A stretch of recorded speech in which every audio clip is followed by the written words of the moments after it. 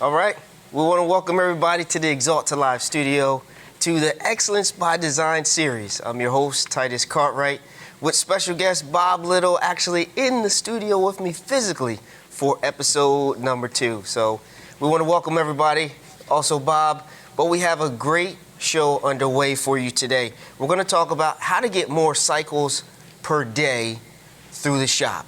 In episode 1, we really focused on how we can get more hours per cycle, which was something nice. We gave you a couple how-tos, 1 and 2, how to get the hours needed, you know, the conversations that need to happen between the technicians, the managers, the writers, so on and so forth. And then we also talked about the one-touch process. If you missed it, go back, watch episode 1 to get those details around that. But in episode 2, there's a couple more things we're going to give you that are going to help you provide those more cycles per day. The first one is making sure we set up the night before. That's something that's going to be really focused in our video upcoming in episode 2. And then talking about staging parts. Nice demonstration, again, by Bob Little and his crew out at the CEC.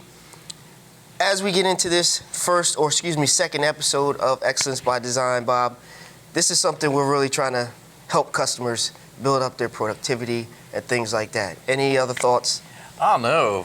I appreciate you having me here, Titus. It's always a pleasure to be here live in the studio. Usually I'm in Charlotte, and it's not just set up perfect for like what you guys have. So it's great to be here.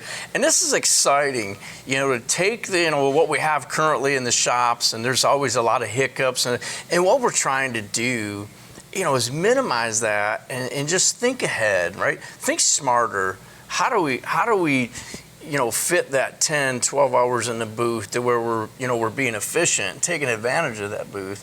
But now we really want to focus on, hey, how can we actually get more, you know, cycles in a day, right? Because now you take that 10, 12 hours per cycle, and now we just make it, you know, we double, triple, quadruple it, you know, that's where we start making the money. So, yeah, I'm excited about this series. This one's fun. This one's a good one. All right, so what we're going to do is, again, as this is a live broadcast, we want you to know that it will be available for replay after we're all said and done. But during this live broadcast, folks, don't be shy. Ask questions, because sometimes those questions that aren't asked, they're important to us. So we want to make sure that you guys know that you can ask questions.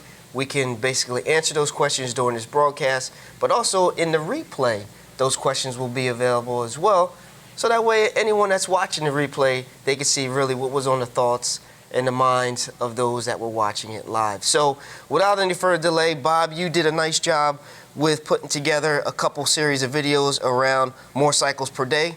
So let's do this. Let's take a look at that video that we produced on more cycles per day, and then we're going to come back, have a little interaction, talk about that first video, and then we'll jump into the physical staging piece. Yeah, perfect.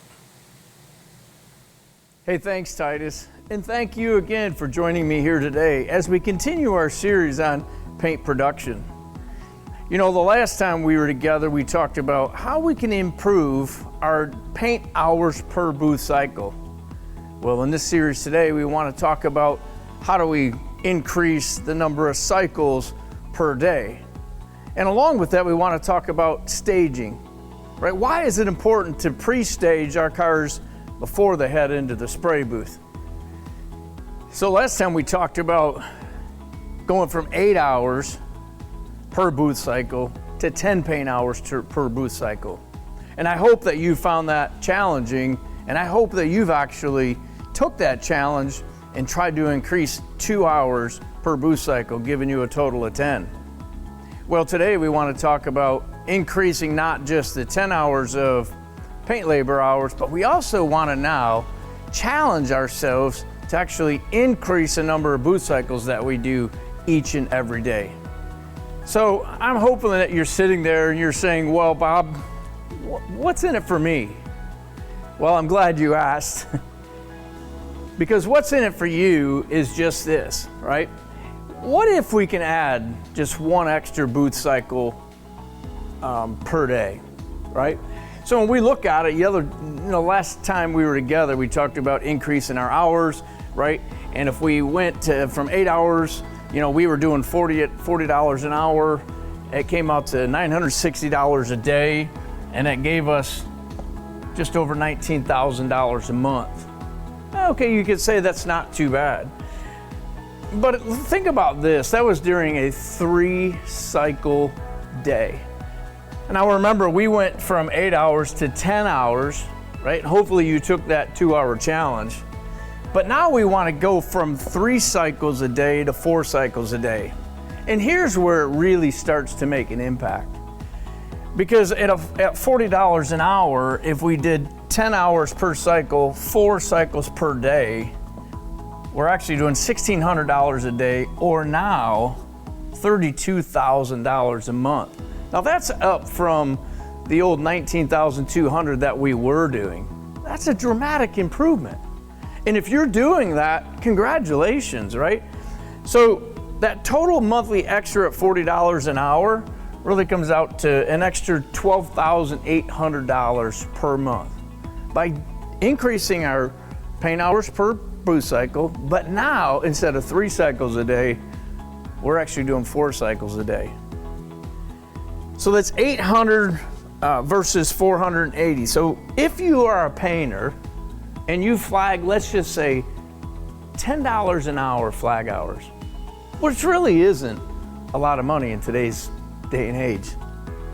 That's an extra $3,200 per month extra by increasing 2 paint hours per cycle and 1 extra cycle per day, $3,200. So I ask you, right, the challenge that we're gonna give you today is, can you push yourself to get 1 extra booth cycle per day?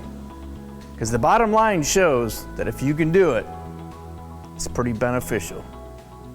Yeah, so that's the challenge, 1 extra booth cycle per day. And obviously we still want to lay on that, 2 extra hours per booth cycle. And sometimes this can be, staff dependent. It can be, hey, do we have enough workflow to really push this? But if we do, those are the things that really help our bottom line. Those are the things that really make us successful in our paint production. Now, another thing that can make us really good in our paint production and increasing our bottom line is never go home at night without a 12-hour block of hours ready to be painted in that spray booth. And you might say, well, man, how do I do that, right? Sometimes we gotta just, change the way that we're thinking maybe a little bit. And one of the ways that we can do that is maybe stagger the hours where a painter comes in versus maybe where some of our helpers and apprentices come in. One of the ways that we can do that is if a painter, let's say, comes in at 7 o'clock and he already has a job in the booth ready to go. All he really has to do is blow that vehicle off, get it tacked, and he can actually be spraying. The average most of the time in most shops is the car's not even being sprayed until 9 or 10 o'clock. So if that painter can be in there pulling the trigger by 7:30, just think of the number of extra cycles that we could possibly do throughout the day. Maybe the preppers and apprentice, the helpers, maybe they come in at 8 or maybe 9 o'clock, but they stay a little bit longer in the afternoon to make sure that they have another 10 to 12 hour block in the booth waiting for the painter the next day. And these are the kind of things that we have to do to really make ourselves more successful and be more productive. Now here's just an added bonus for you. I want to talk just real quick about our booth investment optimization. We want to optimize everything we can in that spray booth. So I want you to think about something. If we're painting 36 hours a day in general, do I want to do that in 4 booth cycles at 9 hours a day? Or could I do that in 3 cycles, but do it in 12-hour blocks? This is a good optimization, because what we're talking about when we do that, that can actually be a savings for the cost to actually run that booth of about $900 a month, just in electricity, gas, maintenance, these type of things. So be smart about how we're utilizing our booth. You know, going in there with just one bumper cover, you know, sometimes we're gonna lose money on that job just because the efficiency to run that booth isn't like it would be if we had, you know, 9, 10, 12 hours in there. That's the important thing. Right, so be smart about, you know, booth cycles per day when we're doing this, because that really has an impact on our bottom line. So that's just a little added bonus for you there. Hey, so real quick, I want to hand it back to Titus. And maybe Titus, you can catch up on just a couple things and recap some stuff, because I want to see you over in our staging area and walk you through why it's important to stage vehicles before they ever get into the spray booth. So back to you, Titus. All right. Thanks, Bob. I know, Man, you got in the seat quick. It's nice that I'm on the video there and I'm actually here in person just with our schedule. So it worked out really well. Yeah. So. You brought up a lot of good stuff in that first part that we talked about, and how to get more cycles per day, just one. You know, how is that really possible? So that way we bring some real reality to it, because some guys may be like, how can I do that? Yeah, it's tough, right? And I think the first thing that really needs to take place when we look at stuff like this is we have got to think different. You know, if we continue to keep thinking and doing the same things over and over and over, right, we're going to end up with the same result over and over, right? But when you go back and you look at some of the numbers, right, for instance, right, having a painter go from 480 hours a month, right, to 800 hours a month. When you're looking at a $3,200 increase in his pay. Now that's only at $10 an hour. I mean, you think about that. Yeah. That's numbers that were probably 40 years ago, right? I mean, the numbers could be dramatically different. So one of the things that we talked about there is not going home without a job ready in the booth. You know, the reality is most shops don't actually start spraying a job till 10 o'clock in the morning. That booth's sitting there for 2 hours empty if everybody's coming in at 8 o'clock in the morning. So I think that's one of those things that we got to think a little bit different and say, hey, can I stagger my hours, right? Have a painter coming in a little bit earlier, and maybe my apprentice or prepper stay a little bit later to make sure there is a job in there so that thing isn't sitting there empty for 2 hours in the morning. Sure. We can actually do one, maybe even 2 cycles, right, in that 2-hour time frame in the morning. And that's what I'm talking about when we got to think different, right? Don't be smart about it. Don't put just a bumper in there just to do another cycle. That makes no sense, right, from an efficiency standpoint. But I mean, we really need to look at, hey, how many hours am I putting in there? We want to make sure we hit that 10, 12 hours, you know, per cycle. But man, staggering maybe some hours where we're coming in and going, that gives us another avenue to where we can actually do an extra cycle per day, which turns into a big dollar amount at the end of the month. So. And I think when we're trying to promote, hey, this is going to be something that's going to impact your pockets in a positive way. So we try to basically bring, you know, some clarity, keep it simple. Yeah. I think one of the big drivers to that is going to be communication. Yeah. If the prepper, if the apprentice, the painters, they're all on the same page, they're going to want to work together because they both benefit, right? Yeah, without a doubt. So it's not just a painter benefiting, but it's actually anyone in that support role as well is going to benefit from this extra cycle per day. Yep. So you talked about staging and the importance of it, how to do it. In this next video, you're actually going to give a couple scenarios to where guys can take the reality of being in the shop and seeing, okay, I have this job, I got these parts. Is it more feasible to take that part off and hang it or leave it on and move things around? So I'm excited to see this next piece of video, then we'll come back. Again, if you folks have any questions for us, please put them up in the chat for us. But now let's take a look at the part 2 video where Bob takes staging to another level. Hey, thanks, Titus, and welcome back to the shop area here in front of our spray booth.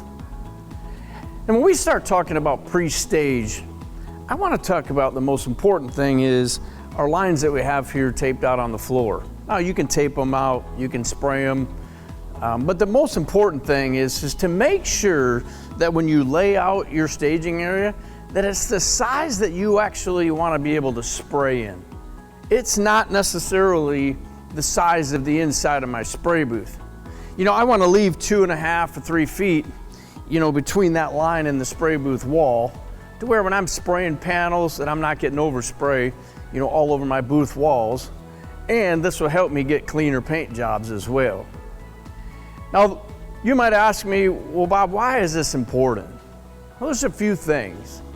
When I get ready to prep a panel or get ready to put it into the spray booth, when I'm in the pre-stage area, it helps me to be able to inspect everything, wipe it down.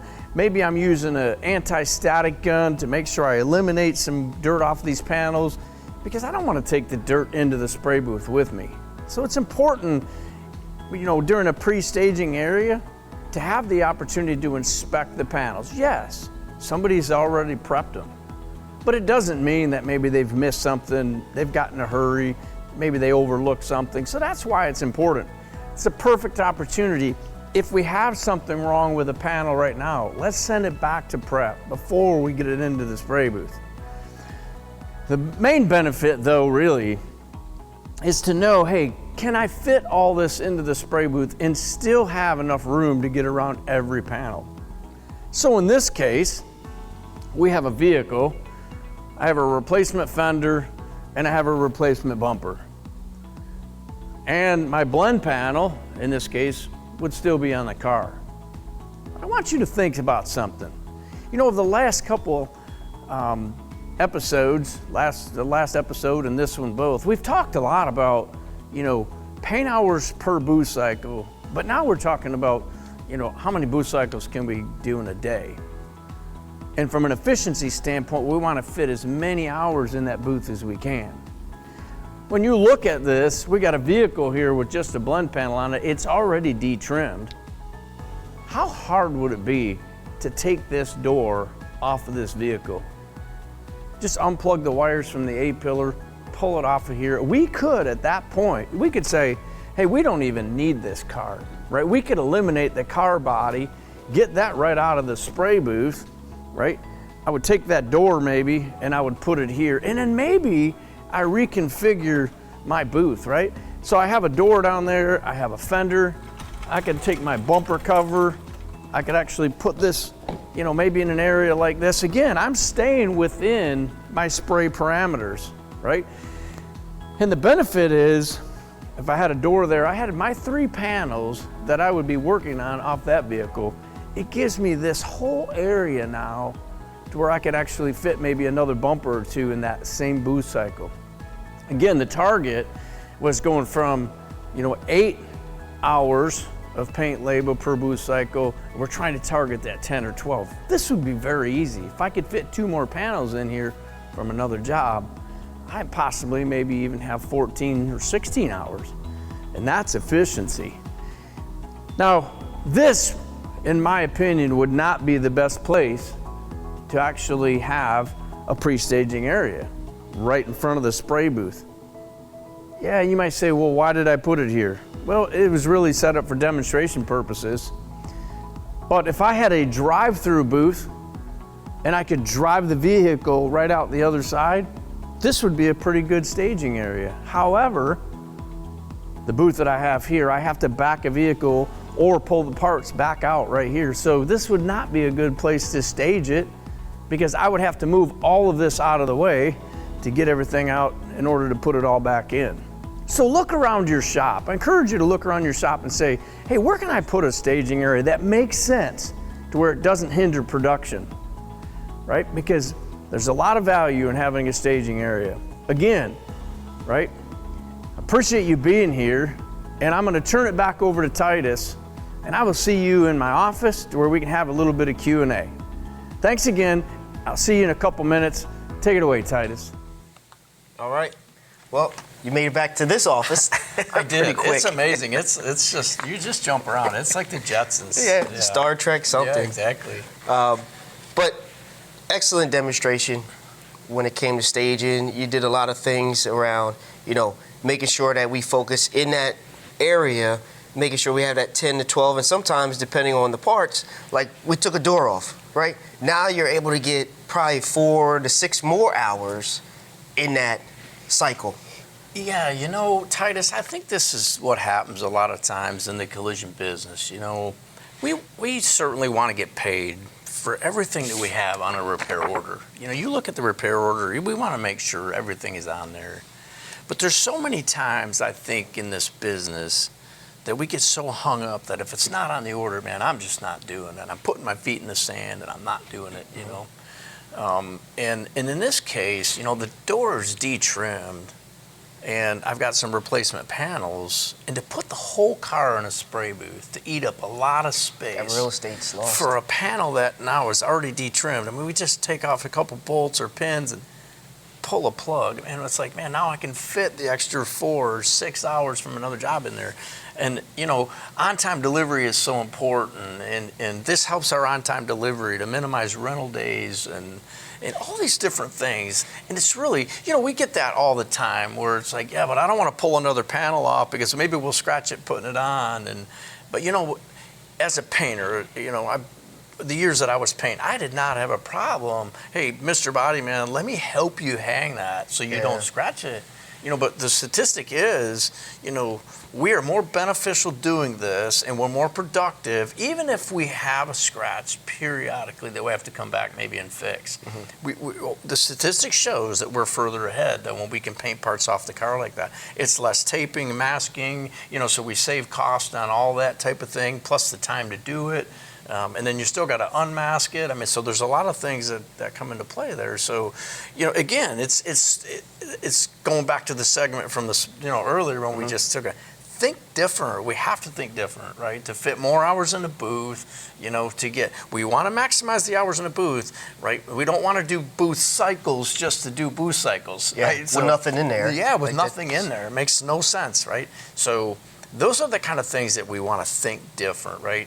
Now, having things staged, there's nothing worse than not staging stuff, and then you go into the booth and you're like, oh man, all this fits in here except for this one panel. It's too late, right? So it's like, now I'm going backwards again, right? So that's the benefit with the staging area, is to make sure, hey, what I have, will it fit in here efficiently to where I'm not getting overspray on this panel and that one?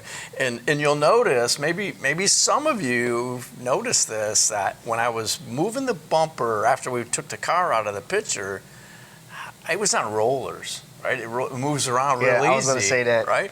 And those are the things that are like, okay, this helps me fit things in there.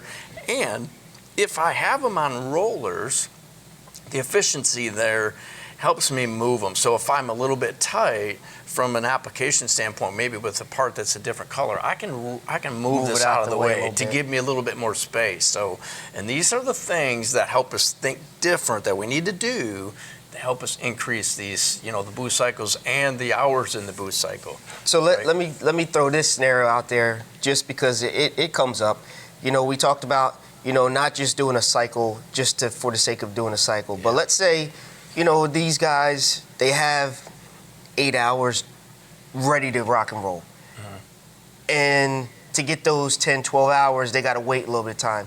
Is it worth going knocking that 8 hours out in that booth, and then maybe that 4 hours goes back into another cycle? So now they're hitting that 16. So the average of their cycles goes to that 10 to 12. There's no problem with that, right? Yeah, so sometimes you have to, again, we've got to sit back and think about it, right? Does this make sense? If I can fit those 4 hours now, maybe in the next cycle, maybe I don't have enough work around the shop, right, to actually try and squeeze that 10, 12 hours in every cycle. But what we don't want to do is get in the habit that we say, oh, I'm only going to paint 8 hours in here. I could fit those 2 extra panels that are over there in here, but I just don't want to spend the time right now prepping them. You have to remember, right, the cost to run that booth is the same whether I have 4 hours, 6 hours, 8 hours, 14 hours, 16 hours of paint labor hours in there. The booth time, the cost to run the booth is the same no matter what. So that's where we have to think about, hey, is it more beneficial for me to prep those 2 extra panels right now, or maybe I can't fit them in the next cycle because they just don't fit, right? And now I'm painting those 2 panels by himself later on. And if it costs me $60 to $90 to run that booth cycle in that booth, I may not be even making any money on that Yeah, job now. I right? get So what you're saying. there's not a perfect answer, right? But what we do want to do is we want to look at the average and try and fit the average number of hours in there the highest as we can get it. Right? And at the same time, be efficient getting these things through the booth. Like colors, right? Having my colors already made ahead of time. Not putting them in the booth and then going, oh, shoot, I forgot my color on that job. Now I'm making spray out panels in the booth and we're sealing stuff. We're ready to go, right? That booth should be running efficient from start to finish. Our colors should be made. And that goes back to what we just said, having a car ready the next day, in the morning. That color should be developed right when? They know the night before. The night before. I know exactly what I'm morning. putting on here. Because, again, that's not the efficient. That's not helping our booth cycles if we're coming in the morning now trying to figure out what color I'm going to be putting on this car. Yeah. Right? These are the kind of things that have to be done and thought about on a regular basis. It needs to be, right, a habit. Right? That's creating a new habit. Now, I don't want you to get discouraged when you start thinking about this and all of a sudden you're like, man, I didn't have the greatest week. Right? It's going to happen, Yep. right? Because we're changing things, right? Don't get discouraged, right? Don't give up. But when we have a plan like this and we're organized and we're efficient going through there, man, when you look at the payout of a $3,200 extra at $10 a labor hour for a painter at the end of the month, sign me up. Yeah, right. I'm in, right? Yeah. I mean, that's how you make money in this business. And it helps our on-time delivery too, right? And if we're DRPs, all these things, we know how critical that stuff is, right? These are the kind of things that help us, right?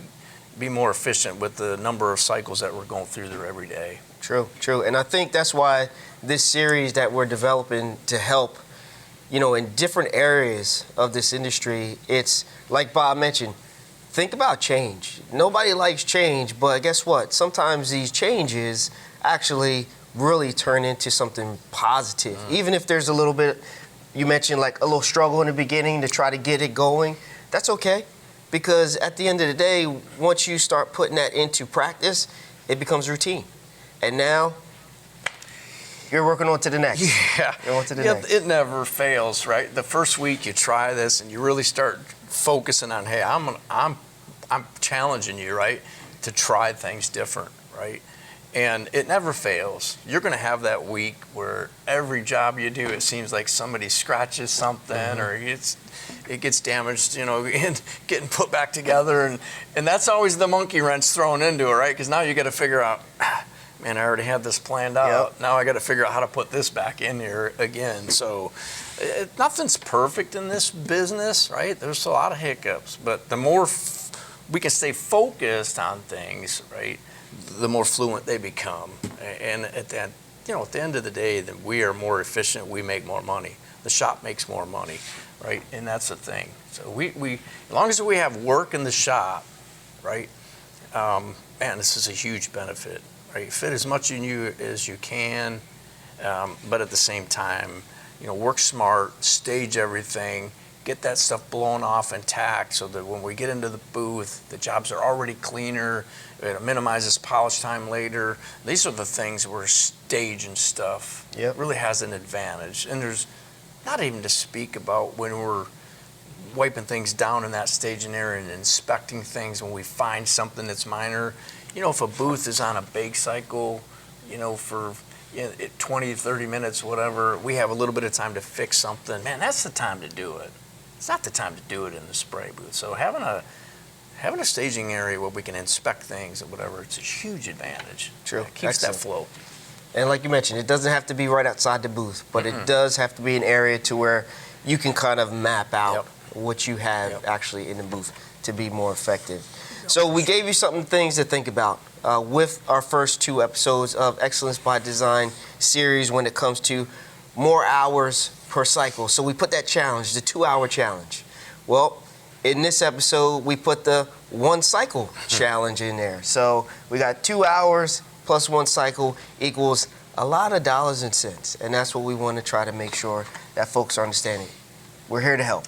Yeah, you take the 2-hour challenge, you implemented that, you put that in place. Now you take the you know, the extra boot cycle, that's $12,800 a month. That's a lot of money. That's a pretty good difference, Yeah. right? Not by working any harder, right? We're doing the same stuff. The difference is we're trying to become a little more organized, right? Pushing stuff through the shop in an efficient manner, Yeah. right? And thinking about it. And when we're doing more hours per booth cycle, we're taking advantage of the efficiency behind that booth too, right? Because we're not saying to do another cycle just to get a cycle. That makes no sense, right? Let's be smart about it. Let's make sure we got the hours in there, Yeah. right? And that's the important part. And maybe one day you got 3 cycles where you did 16 hours per cycle. Well, that's better than 4 cycles At 8. at 8 or 9 hours per cycle, right? Because again, it costs the same to run the booth, Yeah. right? So no matter what the hours are. So yeah, think about change, but think about being smart when we're doing it. All right, excellent. So, as we mentioned before, this Excellence by Design series is what it is. It's designed to help painters be more efficient, more productive in the booth. We also make sure that people can ask questions during these live broadcasts. If you have any questions for us, please, again, you can reach out to any of us, myself or Bob Little. But where can people find the previous Excellence by Design episode to watch again? That's a great question. We will post a YouTube channel that we will have these posted for public view. So stay tuned for that. We have that in the works. It should be done very shortly. Let's just put it that way. But I want to thank Bob Little. Thank you for connecting in person in the studio. This is fun. I love coming here and doing this. It's nice. It's convenient for me when I'm on site here just to jump in and do it. So I appreciate you having me, and I appreciate everybody that's, you know, out there in cyber world that's actually joined us today. So that it's not just doing it just to do it. So we appreciate you guys, and hopefully it was beneficial, right? And hopefully you take the challenge, right? So you got the 2-hour challenge that you already put into practice. Now we're asking you to put the 1 cycle challenge into practice, because it's going to help you out, and it's going to help you be more efficient, more productive in your shop. So Excellence by Design, this is what we're here to do. Stay tuned for the next episode. Keep a lookout. From the Axalta Live studio, I'm your host, Titus Cartwright. I want to thank you folks, and again, Bob Little, for joining us here live for Excellence by Design with Axalta. Have a great day. Thank you.